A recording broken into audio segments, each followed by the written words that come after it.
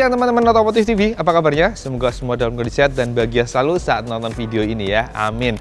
Nah teman-teman, akhirnya setelah sesi first ride dari New Honda Vario 125 yang kemarin dilakukan di sirkuit safety ridingnya PT Astra Honda Motor di Delta Mas Cikarang, Jawa Barat sana, akhirnya sekarang saya bisa membawa unit ini untuk penggunaan harian ya, dipakai harian, dites, diambil datanya dari data akselerasi, top speed, konsumsi bahan bakar, karakter handlingnya, terus fitur-fiturnya kayak gimana. Nah, saya udah merangkumnya pada video kali ini, yaitu ada 10 kelebihan dan 5 kekurangannya. Nah, apa aja? Simak sampai akhir. Semoga dari rangkuman ini bisa buat gambaran buat teman-teman yang mau meminangnya, biar nggak bingung lagi gitu. Oke, tonton sampai akhir.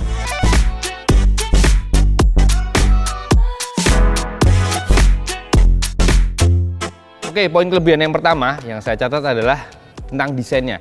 Yang sekarang ternyata kalau makin dilihat, makin mendalam itu makin kelihatan sporty banget teman-teman.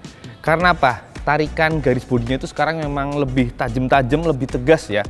Diawali dari bagian depan sini nih, ini bagian leg shield-nya ini kelihatan lebih lebar ya, dan sudutnya tegas. Garisnya itu nggak melengkung-melengkung lagi. Kalau yang generasi sebelum ini kan di sini agak melengkung-melengkung gitu dan lebih tipis gitu, jadi kesannya kurang sporty ya. Kalau ini udah tegas, terus ada kayak air scoop gitu, jadi menambah kesan sporty. Bahkan di area bodi belakang, di sini pun ini juga garisnya sekarang tegas banget teman-teman. Ya kalau yang lama kan di sini agak melengkung gitu ya. Kalau yang baru ini asli dilihat enak banget. Hanya saja memang penggunaan lampu yang persis plek dengan generasi sebelumnya itu menurut saya agak sedikit mengurangi kesan tegasnya. Karena apa? Karena ini reflektornya itu agak below ya. Ini bentuknya kalau dilihat sekilas tuh kayak reflektornya CBR 600 RR yang baru ya. Ini agak below, kurang tipis, kurang tajam gitu. Dan DRL-nya yang di sisi atas ini terlalu melengkung teman-teman. Jadi kurang kayak kurang sempurna gitu tajam-tajamnya. Kemudian lampu belakang, lampu rem belakang ini juga sama persis dengan yang lama. Ini kalau kita perhatikan, kalau dilihat dari sisi samping memang sih tajam ya bentuknya ya kalau dilihat dari samping. Tapi kalau kita lihatnya dari belakang secara frontal, ini posisi letak LED-nya itu kan berderet ya. Jadi kalau lihat dari belakang frontal itu kayak papak gitu, kayak nggak tajam. Jadi ini seandainya dibikin lebih berkesan, lebih tajam atau dikasih LED-nya yang garis, pasti akan lebih keren nih. Itu sih teman-teman. Tapi ya menurut saya sih desainnya emang yang baru ini sip lah, bodinya asik, tajam-tajam, sportinya dapat banget, keren. Indonesia banget ini karakternya, cakep.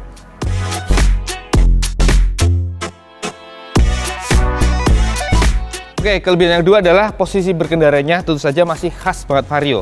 Khasnya kayak gimana sih? Jadi ini adalah skutik 125 cc yang gayanya sporty. Kenapa? Karena stangnya itu retaknya lumayan rendah, terus agak menekuk ke belakang dan agak ke bawah. Jadi kesan-kesannya tuh sporty banget ya, sesuai dengan desain motornya. Kemudian desain sporty ini yang rendah juga menunjang kelincahan ketika berkendara di jalan raya teman-teman ya, karena ramping, stangnya nggak terlalu lebar, paling spionnya aja nih lebar yang kadang-kadang kepentok spion mobil gitu. Kemudian handlingnya, jadi ini juga handlingnya dengan bobot memang naik 1 kg ya, sekarang 112 kg, tapi tetap lincah banget teman-teman. Ini karakternya juga khas Vario banget, lincah banget di jalan perkotaan. Buat slap-slip itu benar-benar tidak ada pernah susah lah, karena sudut stangnya juga lebar ya, jadi bisa slap-slip. Tapi ada catatnya memang ini nih leg shield yang agak lumayan panjang lebar, ini buat teman-teman yang tingginya di atas 175 cm, ini kadang mentok lutut pasti ya. Kalau saya sih 173 masih aman, tapi kalau duduknya terlalu maju nih, kadang-kadang duduk kan maju yang melorot ya, nah memang kepentok gini. Tapi ya gitu, duduknya mending normal. Nah kalau duduknya normal sih aman sebenarnya. Nah kalau memang kakinya terlalu panjang ya bisa diantisipasi dengan agak ngangkang gitu. Tapi sebenarnya mentok ini juga ada keunggulannya tuh teman. Ada kelebihan dia tawarkan, yaitu apa? Kalau lagi hard braking ini bisa buat nahan lutut sekalian. Jadi badan nggak merosot ke depan gitu. Kadang-kadang itu terjadi ketika kita boncengin penumpang ya. Kalau lagi nge-brake keras, penumpangnya melorot ke depan, nah kita kedorong. Nah ini buat nahan sekalian. Nah ini ternyata fungsinya ini ternyata. Jadi belum tentu mentok ini jelek, tapi ada positifnya juga. Bisa buat nahan. Gitu teman-teman.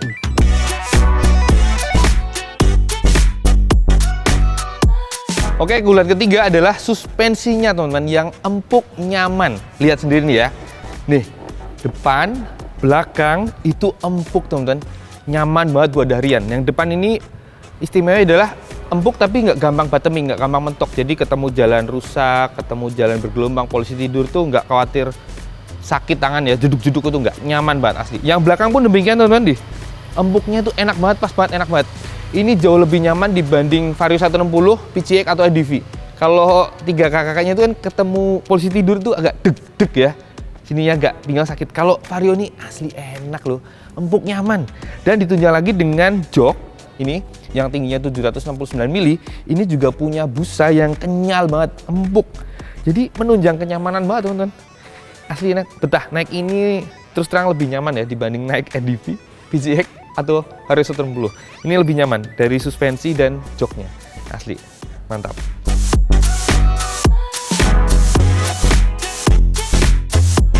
Nah, keunggulan yang keempat adalah ban dan peleknya sekarang yang lebih lebar, yang mana ini turunan dari milik Vario 150.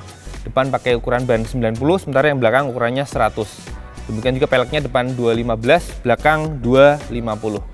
Nah, ini karena lebih lebar, kalau kita lihat dari belakang maupun dari depan, sekarang dimensinya terlihat lebih proporsional, teman-teman.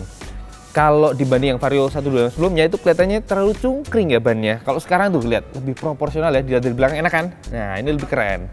Keren kan? Asik kan?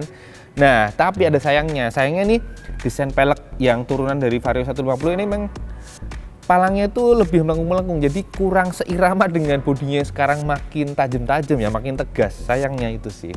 Tapi kalau lebih ke proporsi sih lebih oke lah. Dan dengan ban yang lebih lebar ini tentu saja juga menunjang handling, teman-teman. Dengan ban yang lebih lebar itu buat menikung-nikung itu lebih mantep, lebih pede gitu lah, karena permukaan ban yang nempel aspal pastinya lebih lebar, lebih stabil gitu lah.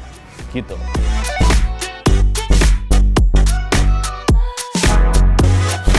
Oke, keunggulan kelima adalah performa mesinnya. Memang sih ini tidak sesuai ekspektasi kita ya, yang ternyata nggak pakai mesin ESP Plus, masih pakai mesin ESP 125cc SOHC 2 katup berpendingin cairan injeksi. Ini memang sih nggak se-powerful Vario 160, tapi nggak seboyo Beat atau Vario 110 yang lama. Ini buat harian itu karakternya cukupan dalam artian buat stop and go responsif, buat nyalip-nyalip juga gampang, top speednya juga cukupan sedengan. Jadi data akselerasinya kemarin setelah saya tes, ternyata akselerasinya di kecepatan bawah sampai menengah itu masih lebih cepat dari Lexi loh teman-teman. Lumayan loh ya, jadi 060, 0201 itu lebih cepat dari Lexi, pesaing terdekatnya dari brand Yamaha. Tapi memang 0-100 km per jam, 0-402 itu sedikit ditinggalin oleh Lexi karena peak powernya memang kalah gede, karena ini cuma 11 HP dan 10,8 Nm. Terus, oh iya, top speednya dia di speedometer dapat 113 km per jam, itu udah mentok banget, udah di track panjang banget. Jadi kalau boleh saya ceritain ya, dari 0 ke 100 km per jam di speedo emang cepet, tapi 100 ke 110 pelan, 110 ke 113 pelan banget, lama banget nyampainya. Ya, tapi lumayan lah. Untuk motor harian dapat segitu masih cukupan. Kemudian kelebihan lain dari mesin ini adalah senyap banget, minim vibrasi, ini enak banget. Dan ini mesin bisa dibilang minim masalah ya, minim komplain ya. Seperti kita tahu ini mesin 125cc yang awal ini bener-bener nggak ada problem-problem aneh-aneh teman-teman. Tahan banting gitulah. Jadi patut ya rasanya kalau PT Astra Honda Motor tetap mempertahankan mesin ini. Dan lagi pula, dan catatan lagi adalah mesin ini adalah yang masih pakai engine mounting di bawah, yang mana cenderung lebih aman dibanding yang engine mounting di atas, kayak di Vario 160 yang baru kan di atas tuh rawan-rawan kena kebenturan. Kalau ini kalau misal lewat posisi tidur yang tinggi, yang kena duluan ada engine mountingnya, pemegahan mesinnya, jadi relatif lebih aman. Gitu sih teman-teman, jadi asik ya.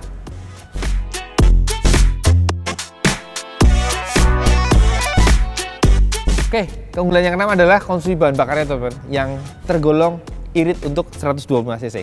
Jadi setelah dipakai lebih dari 300 kilo ya, hampir 400 kiloan, itu ternyata rata-ratanya dapat 43,4 km per liter. Itu pakai bahan bakar RON 92 ya.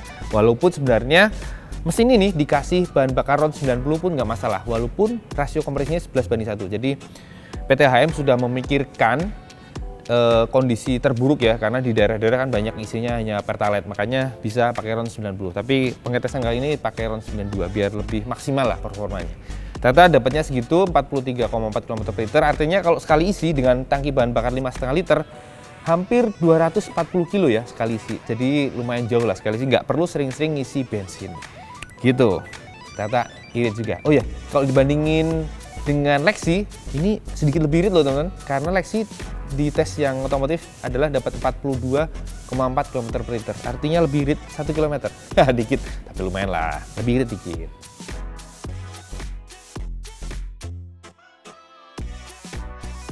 Oke, kelebihan yang 7 adalah Vario 125 ini punya bagasi 18 liter yang muat helm. Jadi, Vario ini masih mewarisi trahnya dari Vario 125 pertama ya, yang mana waktu itu namanya adalah Vario Tekno 125 Helm In. Ternyata sampai generasi yang keberapa ini tetap Helm In. Nah, untuk membuktikannya langsung kita tes saja dengan beberapa jenis helm. Oke, yang pertama langsung full face ya. Ini pakai Shoei X14. Sebenarnya waktu first ride kemarin udah kita coba ya, kita tes ya. Ini buat reminder ya. Shoei X14 masuk tapi ngepres banget. Yang mana kalau kita tutup itu mentok sebenarnya, tapi bisa dipaksa. Nah, tapi maksa ya, lihat ya, ada nongol ya. Ini maksa. Kalau buat pecinta helm pasti akan nangis lah, sayang. Nah, sekarang kita coba ganti pakai helm half face. Ini half face-nya helm RSV. Kita tes ya, kita masukin. Ternyata pas banget. Coba kita tutup. Wow, ternyata kalau half face aman. Padahal RSV ini batoknya lumayan gede loh teman-teman. Artinya kalau half face yang batoknya lebih kecil-kecil pasti masuk, pasti aman. Gitu. Bentar ya, taruh dulu. A few moments later. Nah, bukan cuma bagasi 18 liter yang tentu saja tadi muat helm, terus barang lain ya, pasti jas hujan, sepatu, sarung tangan segala bisa masuk sini. Tapi buat akomodasi, Vario juga punya deck datar ya, yang tentu saja ini bisa buat bawa barang bawaan ya. Misal mau bawa galon bisa dua kanan kiri, terus belanjaan lain yang pakai tas kresek bisa taruh sini. Tapi juga bisa dicantolin di sini nih, juga cantolan. Gitu, teman-teman.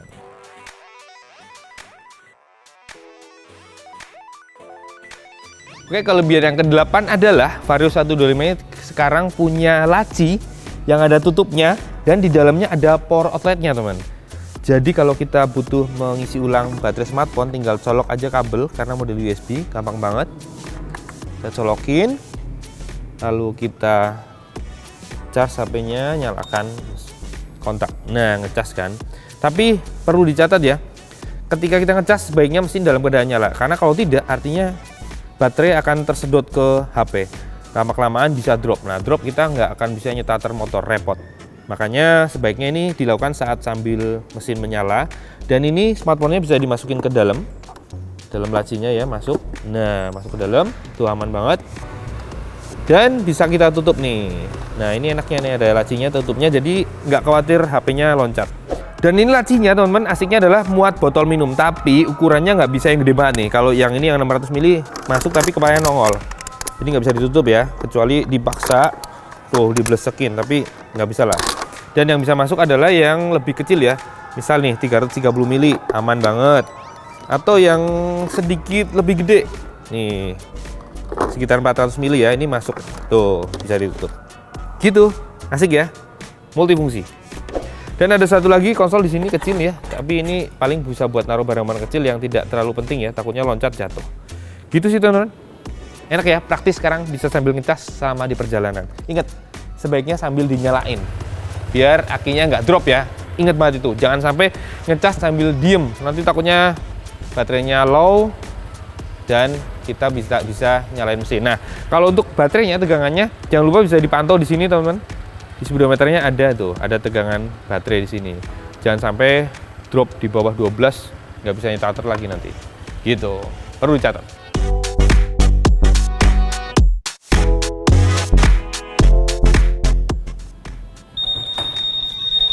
Nah, mau coba-coba nyuri ya?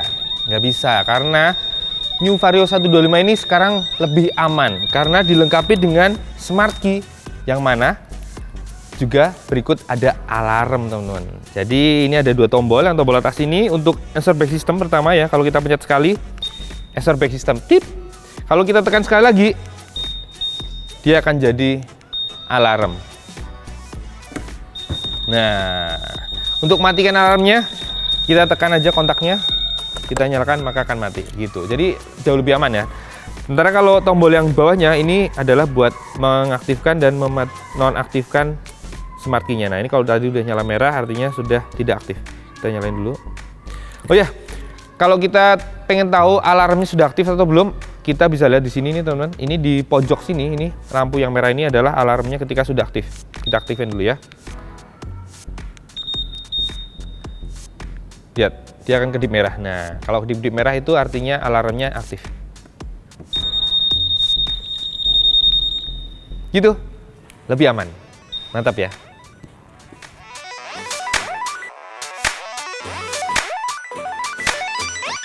Oke, kelebihan yang 10 dari New Vario 125 ini itu saja adalah karena basic yang dipakai persis dengan generasi sebelumnya, yaitu sasisnya, mesinnya.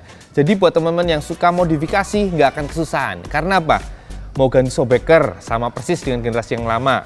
Tabung shockbreaker depan, cakram, kemudian sampai ke handle-handle rem, pokoknya segala macam variasi yang plug and play, itu artinya relatif gampang banget dipasang.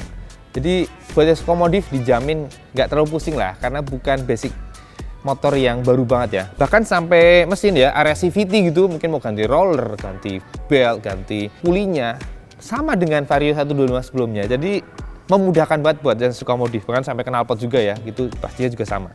Dan asiknya lagi adalah Vario 125 ini masih pakai sasis yang model biasa, belum yang ESAF. Ini menurut saya malah juga punya keunggulan teman-teman, walaupun memang nggak seenteng yang sasis ESAF ya, seperti yang dipakai Vario 160, Beat, Genio gitu. Nah, kenapa? Karena sasis yang belum ESAF ini menurut saya jauh lebih kuat, karena dia kan nggak pakai plat tipis yang kayak sasis ESAF ya, ini pakai yang besi-besi hollow tebel-tebel gitu. Jadi pasti kekuatannya lebih baik lah dibanding yang ESAF yang plat tipis digabungin, yang artinya ketika sering kena air yang mengandung garam ya, apalagi yang tinggalnya di daerah-daerah pesisir, itu kroposnya bakalan lebih cepat. Kalau ini pakai sasis yang biasa, dijamin awet sih, yakin.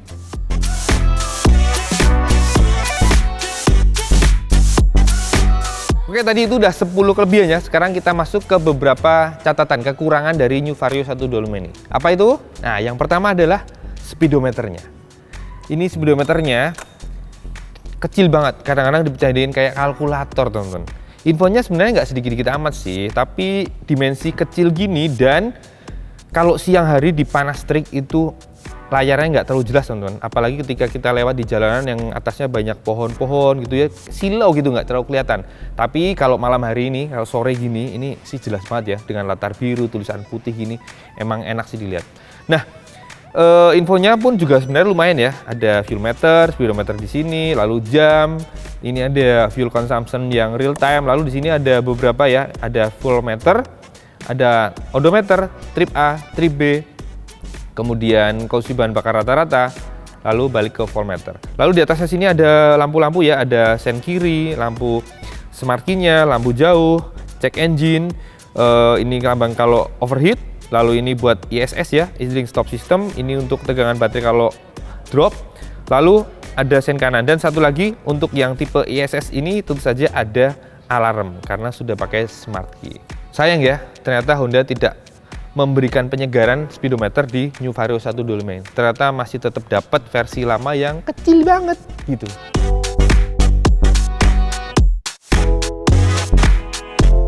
Oke, kekurangan kedua adalah mesinnya ini ketika masih dingin ya, misal kita pakai di pagi hari itu ada berbet, ada berat dulu di tarikan awal. Ini kayaknya seingat saya ini sudah terjadi di Vario 125 generasi pertama banget. Itu dulu juga begitu. Kayaknya memang udah karakter ya. Dan kalau dianalisa ini kemungkinan besar adalah dari proses pembakaran yang belum sempurna ya, karena pagi hari O2 sensornya itu belum mencapai suhu kerja ya, karena O2 sensornya kan bukan yang tipe ada pemanasnya, jadi panasnya benar-benar nunggu kena gas buang dari pembakaran. Kemudian kalau di pagi hari kan kita tahu juga bahwa semprotan bahan bakar memang dibikin banyak ya, dibikin kaya biar nyalanya gampang. Makanya mungkin dengan dua kombinasi itu akhirnya mesinnya saat awal-awal dipakai itu kerasa berat banget, berbet di putaran bawah gitu. berat gitu. Tapi ketika digas lebih gede memang sih tetap jalan. Dan setelah sekitar 1 km baru deh normal, dan lama-lama normal. Setelah udah panas maka akan normal. Mungkin kalau mau mengantisipasinya adalah dengan memanaskan terlebih dahulu yang agak lama ya. Tapi buang-buang bensin sebenarnya, ya udah pakai aja, cuma 1 km pertama agak sabar aja. Agak berebut-rebut, agak berat dikit nggak apa-apa. Gitu sih teman-teman.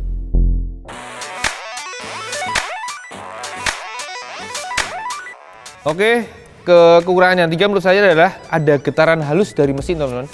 Itu terjadi adalah saat stasioner dan saat tarikan gas sedikit kecil teman-teman. Jadi kalau kita lagi di jalanan yang merayap padat gitu kan, kita buka gas dikit-dikit ya, itu ada sedikit getaran halus di area jok, itu kerasa, dan stang kerasa. Tapi anehnya adalah ketika udah kenceng ngebut itu justru halus, seperti yang tadi saya sampaikan waktu di poin keunggulan mesinnya ya. Jadi ya mengganggu dikit gitulah. Dan ternyata ini motor odometernya sudah sekitar 700 km, belum muncul gredek teman-teman. Kalau yang Vario 125 generasi sebelumnya kan gredek biasa ya. Penyakit kok biasa. Dan di sini sampai 700 km ternyata belum muncul gredek itu. Ya semoga tidak muncul sih, karena kalau udah gredek itu kan nggak nyaman banget teman-teman. Gredek. Walaupun itu sebenarnya terjadi karena ada kotoran ya di bagian CVT kotor, sehingga kampas kopling itu kurang menggigit ke mako koplingnya. Jadi makanya agak nyangkut gitu. Jadi akhirnya timbul gredek gitu. Ya semoga saja tidak terjadi di Vario 125 yang baru ini.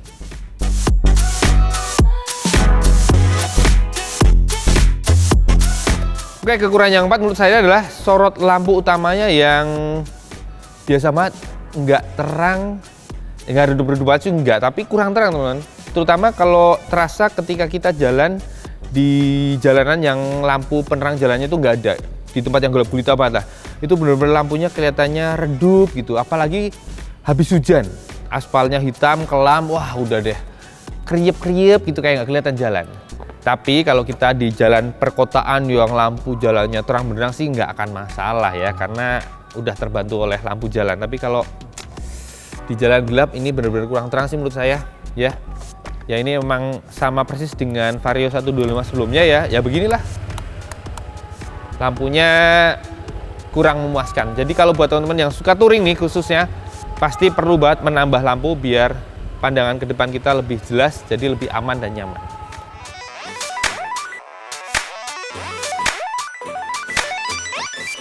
Oke, poin minus yang kelima adalah build quality-nya teman-teman. Terutama plastik-plastik yang hitam ini memang kelihatan tipis banget ya, nih lihat ya. Nih sambungan-sambungannya lihat ya, sangat gampang renggang. Dan di plastik-plastik hitam ini gampang banget meninggalkan bekas-bekas baret teman-teman. Nih kayak gini nih bekas-bekas kena sepatu ketika mau buka stender samping tuh. Udah bekas di sini. Belum lagi di sekitar sini nih yang kena-kena barang-barang yang digantungin juga udah mulai ada kelihatan baret-baret. Ya sayang ya.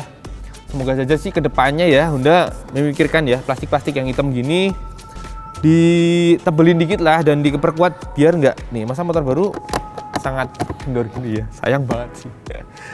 24.250.000 loh ini teman-teman untuk yang versi SP ini, padahal tuh, plastiknya kurang kokoh gitu loh. Ini banding TVS tuh kemarin yang ngetes TVS tuh itu kokoh banget tuh, bisa loh. Entork.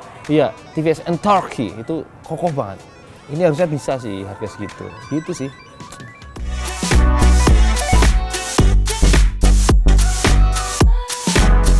Oke, itu dia teman-teman. Jadi rangkuman dari hasil test ride new Honda Vario 125 ini sudah saya jembrengkan. Ada 10 kelebihan dan 5 kekurangannya. Jadi semoga bisa membuat gambaran buat teman-teman yang akan meminang atau mungkin yang sedang membanding-bandingkan dengan kompetitornya. Ya sudah saya jembrengkan, pokoknya apa adanya. Begitulah kelebihan dan kekurangannya dari motor yang dibanderol dengan harga 22 jutaan sampai 24.250.000. Jadi ini yang tertinggi ya, ini versi yang SP. Jadi ini tipenya adalah New Honda Vario 125 CBS ISS SP. SP-nya itu spesial. Spesial padahal cuma warna ini, warna behel, dan pelek itu warna burn titanium. Dan body-bodinya warnanya doff. Tapi kalau saya sebenarnya lebih seneng yang tipe CBS ISS aja sih, yang emblemnya tuh 3D itu loh. Itu lebih keren loh menurut saya. Emblem 3D malah lebih murah dibanding yang ini, yang special cat gitu. Oke, Itu aja teman-teman video kali ini. Terima kasih buat yang sudah menonton dari awal sampai akhir. Jangan lupa like, subscribe, komen, share. Nyalakan juga tombol loncengnya. Dan jangan lupa follow juga IG kami, Otomotif_TV. Dan jangan lupa mampir juga ke channel Motor Second yang khusus bahas motor-motor bekas berkualitas. Ya, satu lagi. Jangan lupa kunjungi www.otomotiftrend.com untuk info-info terbaru tentang dunia otomotif. Oke, sampai jumpa di video berikutnya. Jangan lupa pakai helm kalau naik motor.